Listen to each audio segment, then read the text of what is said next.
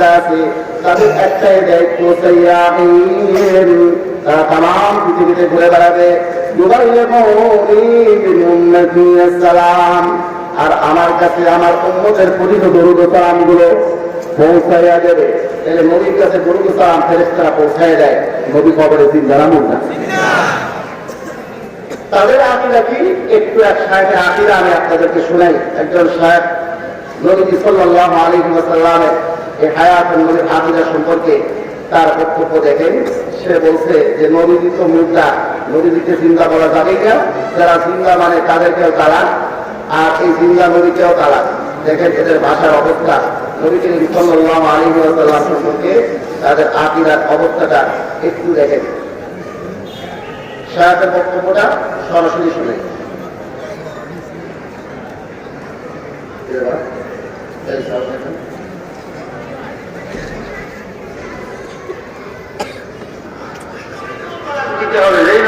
জিন্দা আছে, বুঝেছেন? জিন্দা নবী কেউ তারা ওদেরকে হারিয়ে দিলাম, জিন্দা নবীকেও তারা ওদেরকে হারিয়ে দিলাম। দেখলেন অবস্থা। নবীকে জিন্দা মানলে সেই জিন্দা নবীকেও তারা তালাক, যারা জিন্দা মানে তাদেরকেও তালাক, জিন্দা নবীকেও তালাক। নাউযুবিল্লাহ মিনাল মাইনাস করতে করতে করতে করতে করতে করতে কি অবস্থা ইসলাম পালন করছে। তিরমিজি শরীফের দ্বিতীয় খণ্ডের 93 নম্বর পৃষ্ঠার একটি হাদিস শরীফ আমি আপনাদের সামনে বলেছিলাম। আমি বলেছিলাম যে ইসলাম পালন করা হয় আমাদের দেশে 3 ভাবে। একটা হলো সংযোজনের ইসলাম, যেটা ভোলানাথ মার্কা ইসলাম বলি আমি, এটা কিনা পালন করে। আর একটা হলো বিরোধনের ইসলাম, অর্থাৎ যেটাকে আমি বললাম যে এটা হলো বাবুরাম সাপুরের সাপ মার্কা ইসলাম। আল্লাহ নবীর পরে বা সাহাবায়ে কেরামের আদর্শ থেকে বাদ দিতে মাইনাস করতে করতে এটাকে বাবুরাম সাপুরের সাপ বানিয়ে দেওয়া হয়েছে। তো নবী মুহাম্মদ রাসূলুল্লাহ সাল্লাল্লাহু আলাইহি ওয়াসাল্লাম বলেন যে আমার উম্মতের মধ্যে দল হবে কয়টা? 3 দল হবে 73টা। কয়টা? আল্লাহর হাবিব বলেন ওয়া ইন্না বানি ইসরাঈলা তাফাররাকাত আলা 72 মিল্লাহ। বনি ইসরাঈল যত ইহুদি আর খ্রিস্টানরা বিভক্ত করেছিল 72 দলে। ওয়াতাফতারিকু উম্মতি আলা 73 মিল্লাহ, আর এই উম্মত বিভক্ত হবে 73 দলে। কুল্লুহুম ফিন্নার, আল্লাহর হাবিব বলেন 73 দলের মধ্যে সবাই যাবে জাহান্নামে ইল্লা মিল্লাতান ওয়াহিদা, একটা দল ছাড়া। ক্বালু মান হিয়া ইয়া রাসূলুল্লাহ, সাহাবায়ে কেরাম প্রশ্ন করলেন একটা মাত্র দল কারা? ক্বালা মা আনা আলাইহি ওয়া আসহাবি, আমি নবীজির আদর্শের উপরে চলি, আমার সাহাবায়ে কেরাম যে আদর্শের উপরে চলেন এর উপরে যারা চলবে তারাই একমাত্র নাজাতপ্রাপ্ত দল। আর বাকি 72 দল হচ্ছে পথভ্রষ্ট, গোমরাহ, জাহান্নামী।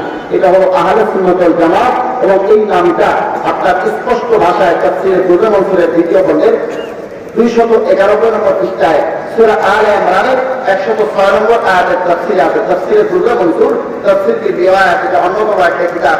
এখানে আপনি 291 নম্বর পৃষ্ঠায় পাবেন যেমন তাবিয়াতু হুজুহু ওয়া তাসফাতু হুজুহ, এই আয়াতের ব্যাখ্যাতে কিয়ামতের দিন কিছু চেহারা হবে তাবিয়াতু, সাদা সুন্দর সুন্দর, এরা হবে জান্নাতি। ওয়া তাসফাতু হুজুহ, কিয়ামতের দিন কিছু চেহারা হবে কালো কুৎসিত কুৎসি, তারা হবে জাহান্নামী। হযরত ইবনে আব্বাস রাদিয়াল্লাহু তাআলা আনহুমা, তিনি রাইসুল মুফাসসিরিন, এই উম্মতের সবচেয়ে বড় মুফাসসির, তিনি বলেন কি হাযিল আয়াতি, এই আয়াতের ব্যাখ্যাতে ক্বালা তাবিয়াতু হুজুহু আহলিস সুন্নাতি ওয়াল জামাত, যারা আহলে সুন্নাত ওয়াল জামাত তাদের চেহারা হবে জ্যোতির্ময় আলোকোজ্জ্বল সাদা সুন্দর সুন্দর। তাহলে আমরা নাজাতপ্রাপ্ত দলের নাম পাইলাম আহলে সুন্নাত ওয়াল জামাত। আহলে সুন্নাত ওয়াল জামাত বলতে কাদেরকে বোঝায়? দেখেন, আহলুস সুন্নাহ ওয়াল জামাত, আপনি যখন বললেন আমি আহলুল হাদিস, এই আহলুল হাদিস পরিভাষা দ্বারাই আমি একটু ওয়াজাহাত করতেছি আপনাদেরকে। আহলুল হাদিস পরিভাষাটা হচ্ছে মুহাদ্দিসিনদের জন্য, হাদিস বিশারদদের জন্য।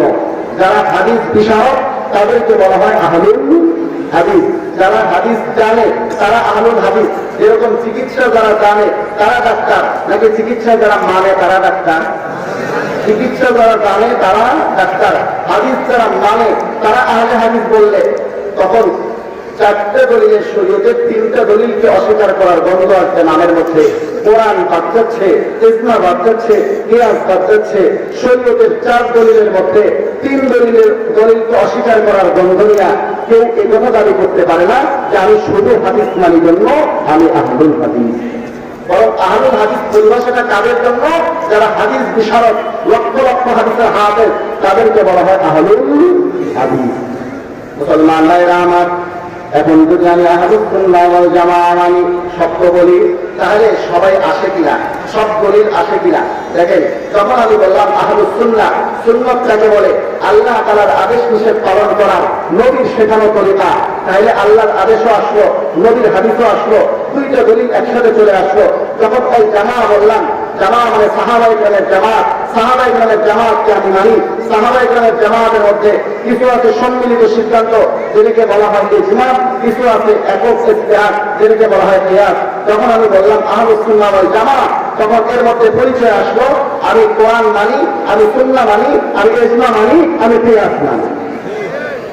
শরীয়তের 4 দলিল না মানলে কি হবে? শরীয়তের 4 দলিল যদি কেউ না মানে, নামাজ, পুরা নামাজ তো করে থাক, একটা রুকু করতে পারবে না, একটা সিজদা করতে পারবে না। আমি একেবারে খোলামেলা আলোচনা করি, কাজে এই বিষয়টা খোলামেলা উদাহরণ দিয়ে আপনাদেরকে দেখাচ্ছি। একজন মানুষ যদি চায় সে নামাজ পড়বে, তো নামাজের মধ্যে তাকে রুকু করতে হবে। আমি একটা অংশ দেখাচ্ছি শুধু। রুকুতে আমরা করি, রুকুতে যাওয়ার সময় আমরা আল্লাহু আকবার বলি, রুকুর মধ্যে তাসবিহ পড়ি, ঠিক না? এই রুকু কমপ্লিট করতে যে কয়েকটা কাজ করতে হয়, এই একটা রুকু করার জন্য আমাদেরকে শরীয়তের 4 দলিল মানতে হবে। প্রথমে আমি আসি, আমরা যে রুকু করি, রুকুটা কি নামাজের মধ্যে ফরজ না ওয়াজিব না সুন্নাত? ফরজ। এটা কোথায় পেয়েছি? কোরআনে। কোথায় পেয়েছি? আল্লাহ তাআলা বলেন, তোমরা রুকুকারীদের সাথে রুকু করো। তাহলে রুকুটা ফরজ, এর জন্য কোরআন লাগলো নাকি লাগলো না? আমরা রুকুর মধ্যে যা চলতে বলি সুবহানা রাব্বিয়াল আযীম, পড়ি নাকি পড়ি না? সুবহানা রাব্বিয়াল আযীম রুকুর মধ্যে পড়তে হবে, এই কথাটা কি কোরআনে আছে? না। কোথায় আছে? হাদিসে। কোথায় আছে? তাহলে রুকুর মধ্যে তাসবিহ পড়তে হইলে এর জন্য হাদিস লাগে, তাহলে রুকু করার জন্য হাদিস লাগলো নাকি লাগলো না? রুকুর মধ্যে তাসবিহ বলি সুবহানা রাব্বিয়াল আযীম, জোরে বলি না আস্তে বলি? জোরে বলি না আস্তে বলি? আস্তে বলি। এই কথাটা কোথায় আছে? কোরআনে আছে না হাদিসে আছে? যে রুকুর মধ্যে যা তোমরা তাসবিহ করবা আস্তে, এই কথাটা কোরআনে কোথাও আছে? হাদিসে কোথাও আছে? এটা তামাম দ্বারা প্রমাণিত, ইজমা উম্মতের দ্বারা প্রমাণিত। তাহলে ইজমাও লাগলো নাকি লাগলো না? চলুন দেখি, আমাদের একজন ভাই রুকুতে গেছে, রুকুতে যে তাসবিহ ভুল করে সুবহানা রাব্বিয়াল আলা বলে ফেলছে, এর নামাজ হবে না? নামাজ হয়ে যাবে। দলিল কোরআনের মধ্যে আছে, সুবহানা রাব্বিয়াল আযীমের জায়গায় সুবহানা রাব্বিয়াল আলা বলে নামাজ হবে, এই কথা কোরআনে স্পষ্ট উল্লেখ আছে, হাদিসে স্পষ্ট উল্লেখ আছে, ইজমা নাই। তাহলে এটা কেমনে বুঝলেন? এটার জন্য দলিল হচ্ছে কিয়াস। কারণ নামাজের মধ্যে কিছু বিধান এমন আছে, কিছু আহকাম এমন আছে যেগুলোকে ফরজ বলে, এগুলো কোনো একটা ছুটে গেলে আপনার নামাজ ঘুরিয়ে করতে হবে, 100টা সহযোগিতা দিলেও হবে না। কিছু আছে ওয়াজিব, যেগুলো বাদ গেলে বা এদিক সেদিক হয়ে গেলে সহযোগিতা দিলে নামাজ হয়ে যাবে, নামাজ প্রবাহিত হয় না। কিছু আছে সুন্নত, সুন্নত যদি বাদ যায় তাহলে নামাজ প্রবাহিও করতে হয় না, সহযোগিতা দেওয়া লাগে না, নামাজ পড়ে যায়। এটা ঠিক কিনা? সুবহানা রাব্বিয়াল আযীম নামাজের মধ্যে যায় রুকুর মধ্যে বলা, এটা কি ফরজ, ওয়াজিব না সুন্নাত?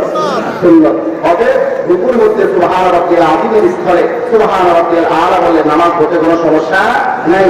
একটা রুকু করতে শরীয়তের 4 দলিল লাগে, আর আমাদের কিছু বন্ধুরা বলে ইজমা সে মানে না, কিয়াস সে মানে না, কোরআনের নামও নেয় না। আছে না নাই? শরীয়তের 4 দলিল মানতে হয় একজন মুসলমান। আহলুস সুন্নাহ ওয়াল জামাআহ বললে তখন 4 দলিল একসাথে এসে গেল। তার মানে এই না যে কেউ যদি তার নাম রেখে দেয় আহলুস সুন্নাহ ওয়াল জামাআহ, বিদআত করলেও সে আহলুস সুন্নাহ ওয়াল জামাআহ হবে। আহলুস সুন্নাহ ওয়াল জামাআহ এটা বৈশিষ্ট্যগত নাম, যাদের মধ্যে আহলুস সুন্নাহ ওয়াল জামাআতের বৈশিষ্ট্য রয়েছে তারাই প্রকৃত আহলুস সুন্নাহ ওয়াল জামাআহ। বিদআতের সাথে জড়িত থেকে আহলুস সুন্নাহ ওয়াল জামাআত নাম রাখলে হবে না। আমাদের দেশে তো বেদাতিরাও নিজেদেরকে সুন্নি বলে, আপনারা নাই? একটা ফল আছে বেদানা, লাল লাল দানা ভর্তি ফল, নাম দিয়েছি আমরা কি? দানা আছে না নাই? বেদাতে ভর্তি করেন না, আহলে সুন্নাত রাখলে কিন্তু তারা আহলে সুন্নাত হবে না। আহলে সুন্নাত হলো বৈশিষ্ট্যগত নাম। যাই হোক, আমি বলছিলাম নামাজ পড়তে গেলে আমাদের সবগুলো দলিলেই লাগবে। তো ইসলাম পালন করা হয় আমাদের দেশে কয় রকম? 3 রকম। একটা হলো সংযোজনের ইসলাম, যেটা ভোলানাথ মার্কা ইসলাম, আর একটা হলো বিরোধন আর মাইনাস ফর্মুলাতে ইসলাম পালন করা হয়, যেটাকে আমি বলেছি বাবুরাম সাহেবের সব মার্কা ইসলাম। আর একটা ইসলাম পালন করা হয় সংযোজন বিয়োজন মুক্ত, একেবারে সলিড সিরাতুল মুস্তাকিম। যে সিরাতুল মুস্তাকিমের প্রার্থনা আমরা করি প্রত্যেক নামাজের প্রত্যেক রাকাতে। আমরা আল্লাহর কাছে দোয়া করি, ইহদিনাস সিরাতাল মুস্তাকিম, আল্লাহ আমাদেরকে সিরাতুল মুস্তাকিম দেখান। ইহদিনারে আল্লাহ আমাদের পথ দেখান। ইহদি মানে পথ দেখান, না মানে আমাদেরকে আসরাত মানে পথ, আর মুস্তাকিম মানে সোজা। ইহদিনাস সিরাতাল মুস্তাকিম, আল্লাহ আমাদেরকে সিরাতুল মুস্তাকিম দেখান, সোজা পথ দেখান। এই সোজা পথ কোনটা? সোজা পথ কোনটা? এখানে তো তিন ধরনের পথ আমাদের দেশে চলছে।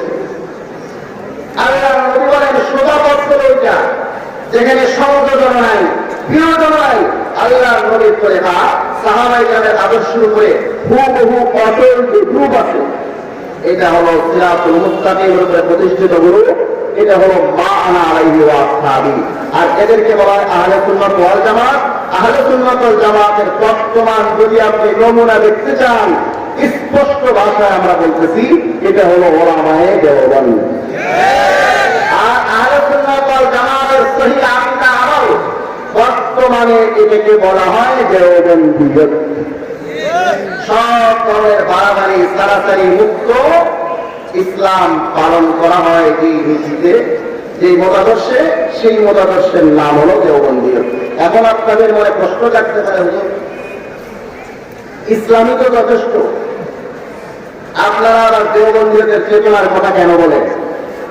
দেওবন্দিয়তের চেতনার কথা এই জন্য বলি, ইসলাম অবশ্যই যথেষ্ট, কিন্তু ইসলাম মদিনার থেকে আমাদের চাঁদপুর পর্যন্ত পৌঁছতে আমাদের কিছু ভাইরা ইসলামের মধ্যে কিছু সংযোজন করেছে, আর কিছু ভাইরা কিছু বিয়োজন করেছে। ওলামায়ে দেওবন্দ এই সংযোজন বিয়োজন মুক্ত মাসলাকে মুআতাদি মধ্যম পন্থা যেটা আছে সহি আকীদা আহলে সুন্নাত ওয়াল জামাতের, এটাকে স্পষ্ট ভাষায় মানুষের সামনে পেশ করেছে, সলিড আকারে পেশ করেছে ওলামায়ে দেওবন্দ। এই সংযোজন মুক্ত বিয়োজন মুক্ত যদি পালন করতে চান, দেখবেন এটা হলো দেওবন্দিয়তের চিন্তাধারা। আমি কি বোঝাতে পারছি আপনাদের? এখানে না বেদাতীদের মতো বাড়াবাড়ি আছে, না লামাজখালি আর আহলে কোরআনের মতো সারাসারি আছে। মুসলমান ভাইরা আমার, এখন আসেন আমার আলোচ্য বিষয়ে সুন্নত তরিকার নামাজ। আমাদের দেশে যেই নামাজ আমরা পড়ি, এখানে কিছু ভাইয়েরা আছেন গায়ের মোকাল্লিদ বলে, লামাজখালি বলে, তাদেরকে তারা নিজেদেরকে আহলুল হাদিস বলে। আমি বললাম আহলুল হাদিস, হাদিস মানলে তাদেরকে আহলে হাদিস বলে না। হাদিস যারা মানে তাদেরকে বলে না আহলুল হাদিস। আহলুল হাদিস তাদেরকে বলে যারা হাদিস জানে তাদেরকে। আহলুল হাদিস যদি আপনি হাদিস মানিয়া নিজেকে বলেন, তাহলে আপনি ঠকে যাবেন, কারণ আপনার নামের মধ্যে তিন দলিলকে অস্বীকার করার গন্ধ এসে যাবে তখন। এখন আমাদের এই বন্ধুরা একরকম নামাজ পড়ে, এই নামাজটাকে তারা বলে তাদের নামাজ হলো সহি হাদিস মোতাবেক। আর তার বিপরীতে যেই নামাজই পড়ুক না কেন, তারা বলে এটা সহি হাদিস মোতাবেক হচ্ছে না, এগুলো সব জানতেই। আমি আপনাদেরকে একটা বক্তব্য শোনাই। একজন আমাদের নামাজকে চ্যালেঞ্জ করছে, আমাদের সব নামাজই নাকি জান। আমরা মাঝে মধ্যে বলি যে দেখেন, ওই ভিডিওটা বাইর করতো, আমরা মাঝে মধ্যে বলি যে আমাদের নামাজ জান প্রমাণ করে দেওয়া আমাদের সামনে কারো পক্ষে সম্ভব না। এমন কোন বাপের বাজার জন্মে নাই যে আমাদের সামনে বসে আমাদের নামাজকে জাল প্রমাণ করে দেবে। এইটাকে একজন এই চ্যালেঞ্জ গ্রহণ করছে, গ্রহণ করে 10 লাখ টাকার চ্যালেঞ্জ করছে। আমি তার চ্যালেঞ্জটা আপনাদেরকে একটু শুনাই।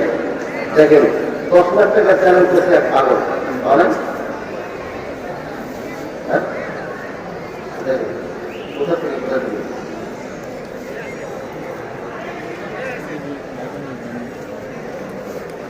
এরা এক চ্যালেঞ্জ করছে 10 লাখ টাকা। কয় লাখ টাকা চ্যালেঞ্জ?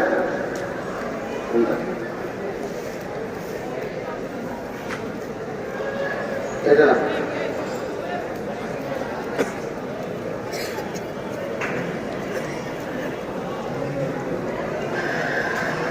এটা এখানে 10 লাখ টাকার চ্যালেঞ্জ করছে আমাদের এক ভাই।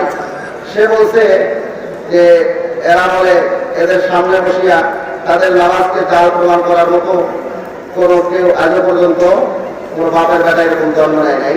তো আমি তাদের নামাজকে চ্যালেঞ্জ করতেছি। এরকম একজন চ্যালেঞ্জ করছে 10 লাখ টাকা আমাদের নামাজকে জাল প্রমাণ করছে। দেখেন, পৃথিবীতে এমন কোন মায়ের বেটা নাই যে তাদের সামনে বসে তাদের নামাজকে জাল প্রমাণ করতে পারে।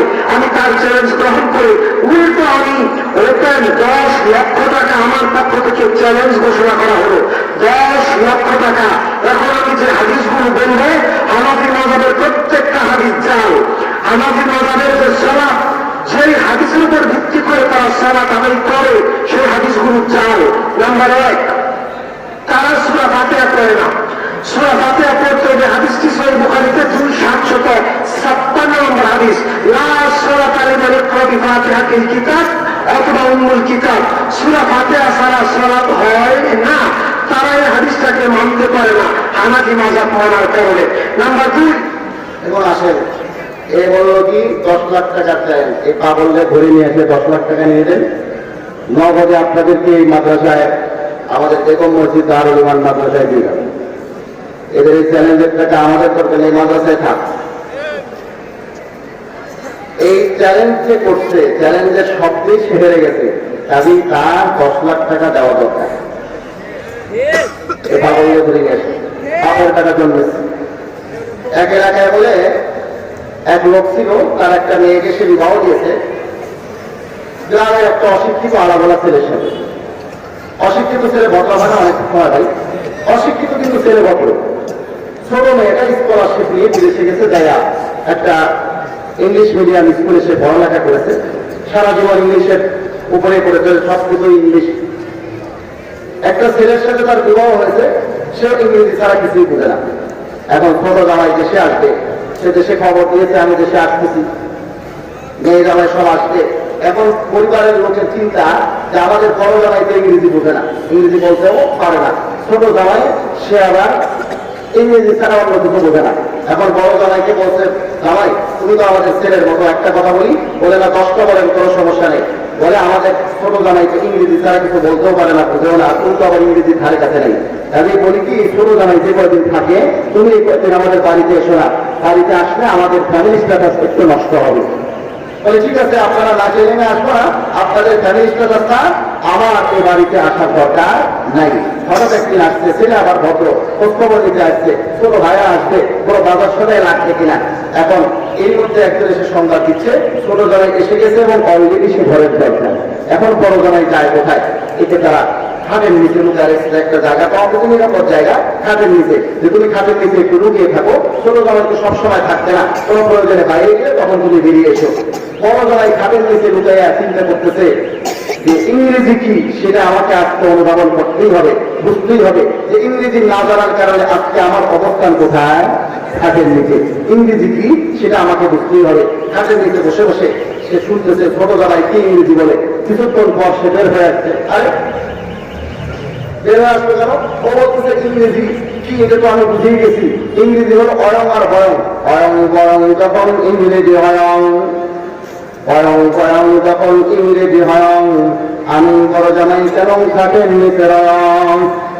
খাটের নিচে থেকে ভাই ভাইয়া ইংরেজি শুরু করে দিয়েছে, হয়েছে ইংরেজি। আমাদের এই বন্ধু আমাদের নামাজকে চ্যালেঞ্জ করে বুখারী শরীফের একটা হাদিস শরীফ করেছে। হাদিস নাম্বার বোঝে না, খন্ড নম্বর বোঝে না, হাদিসটা পড়তে জানে না। এই জাহেলের মুরাক্কাব নিয়েছে চ্যালেঞ্জ। চলুন আমি যে হাদিস শরীফের কথা সে বলছে, সেই হাদিস শরীফ থেকে আমাদের নামাজের আলোচনা শুরু করি। সেই কথাটা বলে, মুক্তাদি যদি ইমামের পিছনে সূরা ফাতিহা না পড়ে মুক্তাদির নামাজ হয় না, মুক্তাদির নামাজ হয় না। মাসলা বড় জটিল, বাকি মাসলাগুলো সহজ, সুন্নতের মুস্তাহাবের উত্তম অনুত্তমের। এই মাসলাটা একটু জটিল। সে বলছে হানাফি মাযহাবের প্রত্যেকটা হাদিস জাল, হানাফি মাযহাবের প্রত্যেকটা দলিল জাল। তার মধ্যে 1 নম্বরে হচ্ছে মুক্তাদি সূরা ফাতিহা না পড়লে নামাজ হয় না। এই ব্যাপারে হানাফিরা যে দলিলগুলোর উপর আমল করে সেগুলো নাকি জাল। আমি আজকে দলিল দিয়ে দেবো আপনাদের সামনে। ও সূত্র ওদের সমস্ত সাহেবকে আমি চ্যালেঞ্জ করতেছি, কিয়ামতের সবে সাদেক পর্যন্ত আমাদের নামাজকে যেন জাল প্রমাণ করে দেখা। চলুন এই হাদিস শরীফটা আমি আপনাদেরকে দেখাচ্ছি। বুখারী শরীফ খণ্ড নম্বর 1 পৃষ্ঠা নম্বর 104 হাদিস নম্বর 756। এই জাহের ওয়াক্তি বলছে 2756, তার মানে ওর বাংলা বুখারীতে সে খণ্ড 2 অবলিক দিয়া 756 লেখা আছে। সে কোনটা খণ্ড কোনটা হাদিস নাম্বার বোঝা নাই। 2756 কোনটা তার বাংলা বুখারীর খণ্ড কোনটা হাদিসের নাম্বার বুঝে নেই। হাদিসটা কি করেছে দেখেন। সে বলতেছে লা সালাতা লিমান ইকরা বিফাতিহাতিল কিতাব, লা সালাতা লিমান ইকরা বিফাতিহাতিল কিতাব। বুঝে কিছু আমি প্রকৃত হাদিসটা আপনাদেরকে পড়ে শোনাই। আন উবাদা ইবনে সামিত রাদিয়াল্লাহু আনহু, এটা হলো গুগল ইন্টারনেটের নাম্বার। বুখারী শরীফ প্রথম খণ্ডের মেইন কিতাবের 104 নম্বর পৃষ্ঠা 756 নম্বর হাদিস, মেইন কিতাবে আছে 747 নম্বর হাদিস হিসেবে।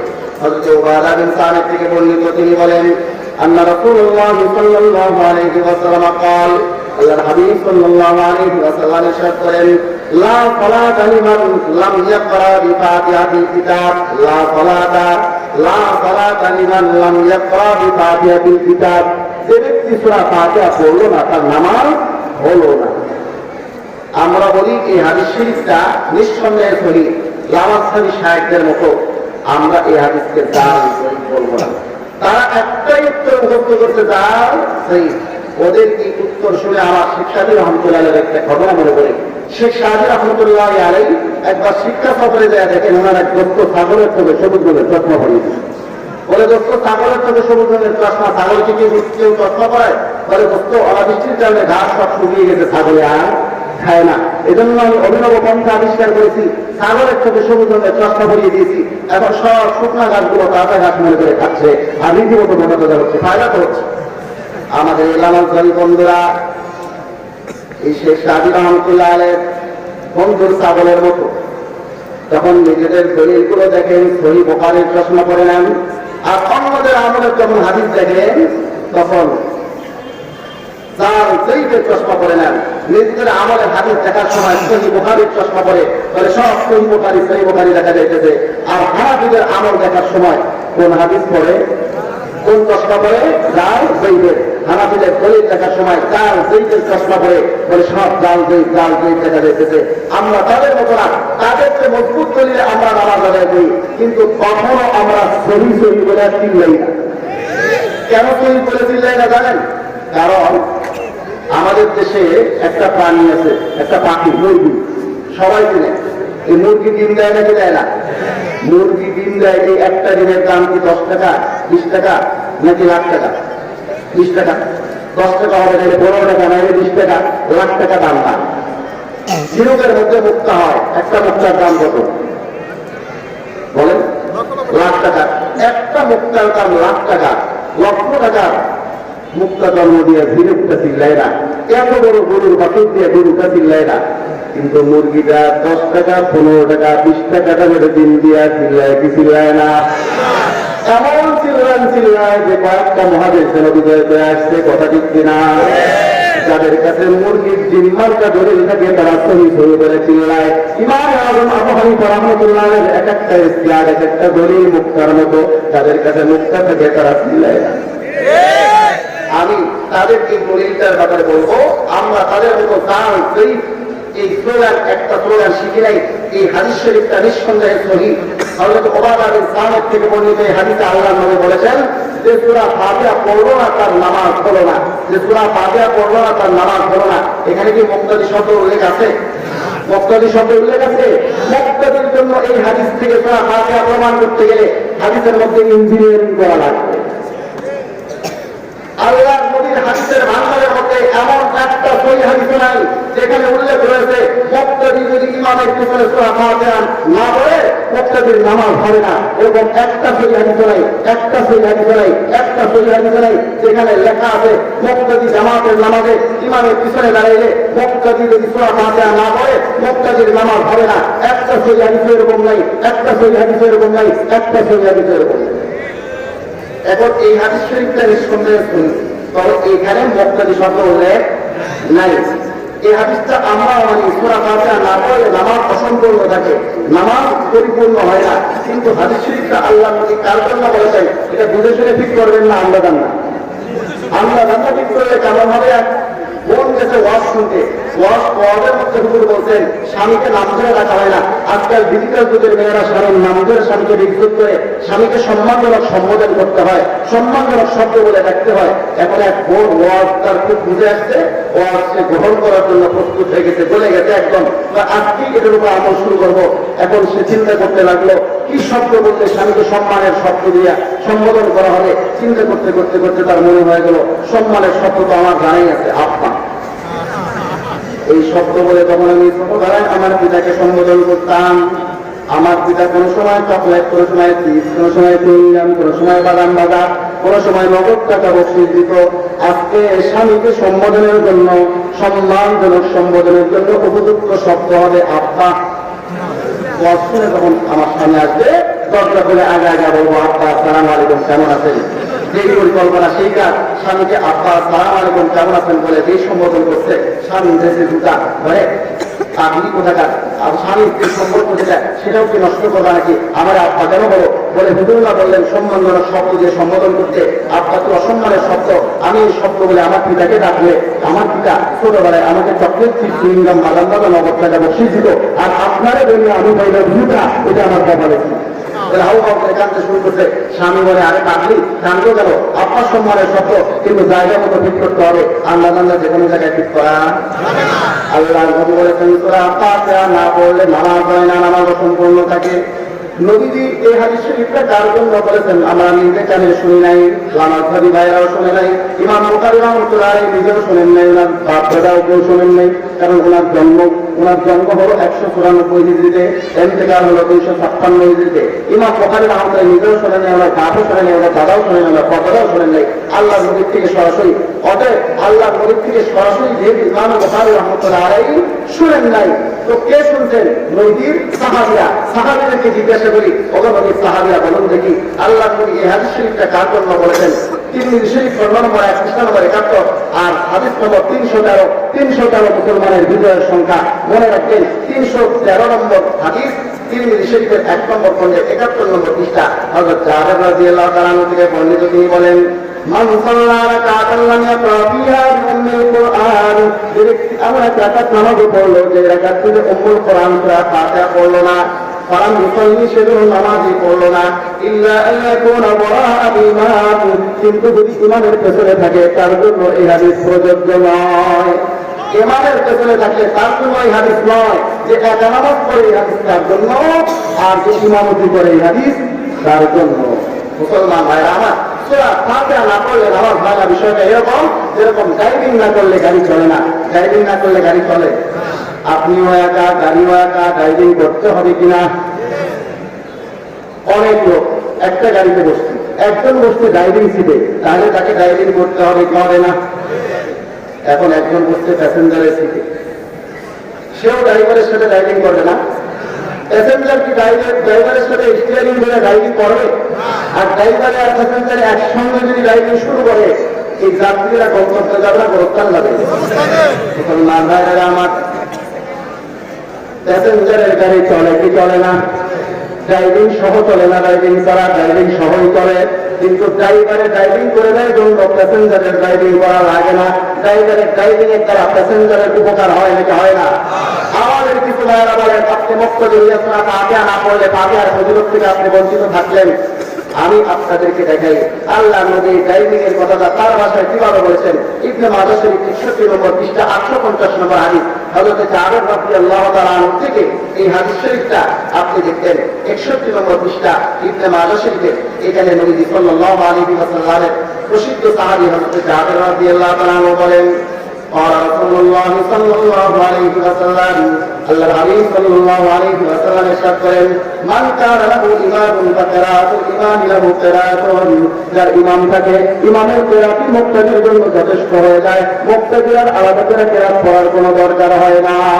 তাহলে ইমামে পড়লে মুক্তাদিও ফজিলত পায়, তবে ইমামের পড়ার জন্য মুক্তাদির পড়া লাগে না, মুক্তাদির উপকার হয়ে যায়, মুক্তাদিও ফজিলত হয়ে যায়, মুক্তাদির গাড়িও চলতেছে, ড্রাইভিং সহজ চলতেছে, কেরাত সহজ চলতেছে। তবে প্যাসেঞ্জারের গাড়ি যেরকম ড্রাইভিং সহজ চলে, ড্রাইভারে ড্রাইভিং করে দেয় জন্য প্যাসেঞ্জারের আর ড্রাইভিং করা লাগে না। এর উপকার প্যাসেঞ্জারও পায়। ইমামের সব হাতে করে দিলে মুক্তাদিরার পড়া লাগে না, মুক্তাদিরে পড়া হয়ে না।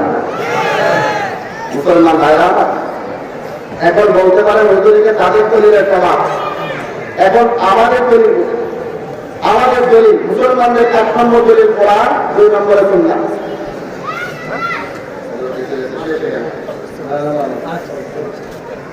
আজকে এই পর্যন্তই।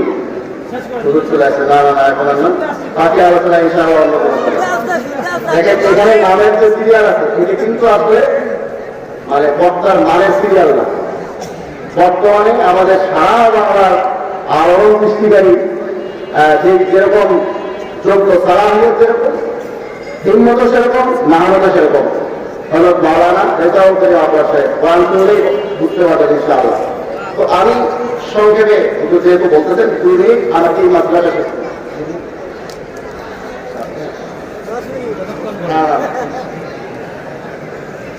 আমাদের 1 নম্বর দলিল কোরআনে কারীমের সূরাতুল আরাফের 204 নম্বর আয়াত। আল্লাহ পাক রব্বুল আলামিন বলেন, وَإِذَا قُرِئَ الْقُرْآنُ فَاسْتَمِعُوا لَهُ وَأَنصِتُوا لَعَلَّكُمْ تُرْحَمُونَ। আর যখন কোরআন পড়া হয় তখন তোমরা মনোযোগ দিয়ে শ্রবণ করো এবং চুপ থাকো, তাহলে আশা করা যায় আল্লাহর পক্ষ থেকে তোমাদের উপরে রহমত নাযিল হবে। আল্লাহ পাক রব্বুল আলামিন বলেন, যখন কোরআন পড়া হয় তখন তোমরা মনোযোগ দিয়ে শোনো এবং চুপ থাকো। 2টা মুস্তাকিল নির্দেশ, 2টা আলাদা আলাদা নির্দেশ। মনোযোগ দিয়ে শোনো এবং চুপ থাকো, 2টা নির্দেশ কেন? কিছু আমাদের কেরাত হয় সরবে শোনা যায়, তো ফাস্তামিউ মনোযোগ দিয়ে শোনো। কিছু আমাদের কেরাত হয় নীরবে শোনা যায় না, চুপ থাকাও কি যায় না? এই জন্য 2 ধরনের নামাজের জন্য 2 ধরনের শব্দ, মুস্তাকিল পৃথক পৃথক 2টা শব্দ। মনোযোগ দিয়ে শোনো এবং চুপ থাকো। অতএব ইমামের পিছনে বক্তব্য কিছুই পড়বে না। এখন অনেকের আশা থাকে একটু হাদিস থেকে দেখলে ভালো হয়। আমি বুখারী শরীফে লিখেছি, আজকে বলবো না যেহেতু এখন সময়ও নেই। বুখারী শরীফ খণ্ড নম্বর 1 পৃষ্ঠা নম্বর 108 হাদিস নম্বর 782। এটা হলো আপনি গুগল ইন্টারনেটের নাম্বার এটা পাবেন। আর মেইন কিতাবে তালাশ করলে 774 নম্বর হাদিস হিসেবে মেইন কিতাবের লেখা। আর গুগল ইন্টারনেটের নাম্বার আপনি যদি সার্চ দেন সেখানে পাবেন 782 নম্বর হাদিস হিসেবে। হযরত আবু হুরায়রা রাদিয়াল্লাহু তাআলা থেকে বর্ণিত আন্না রাসূলুল্লাহ সাল্লাল্লাহু আলাইহি ওয়াসাল্লাম قال আল্লাহর হাবিব সাল্লাল্লাহু আলাইহি ওয়াসাল্লাম ইরশাদ করেন, ইযা ক্বালা ইমামু গায়রিল মাগদুবি আলাইহিম ওয়ালাদ-দাল্লিন ফাকুলু আমিন। ইমাম যখন গায়রিল মাগদুবি আলাইহিম ওয়ালাদ-দাল্লিন বলবে ও মুক্তাদিরা তখন তোমরা আমিন বলবা। আল্লাহ নবী ইযা ক্বালা ইমামু বলিয়া গায়রিল মাগদুবি আলাইহিম ওয়ালাদ-দাল্লিন এই আয়াতটা পড়ার দায়িত্ব, এই আয়াতটা সূরাতুল ফাতিহায়, তখন সূরাতুল ফাতিহা পড়ার দায়িত্ব ইযা ক্বালা ইমামু বলিয়া ইমাম কি দিয়েছেন না মুক্তাদিকে? আমাদের কিছু বন্ধুরা যেন আল্লাহ রাসূলকে পরামর্শ দিতে চান, ইয়া রাসূলুল্লাহ আপনাকে হাদিস যথার্থ হয়নি, আপনি শুধু ইমামকে দায়িত্ব দিয়েছেন, মুক্তাদিকেও দায়িত্ব দেওয়া উচিত ছিল। অথচ আল্লাহ রাসূল সূরাতুল ফাতিহা পড়ার দায়িত্ব বুখারী শরীফের প্রথম খণ্ডের 108 নম্বর পৃষ্ঠা 782 নম্বর হাদিসে কাকে দিয়েছেন?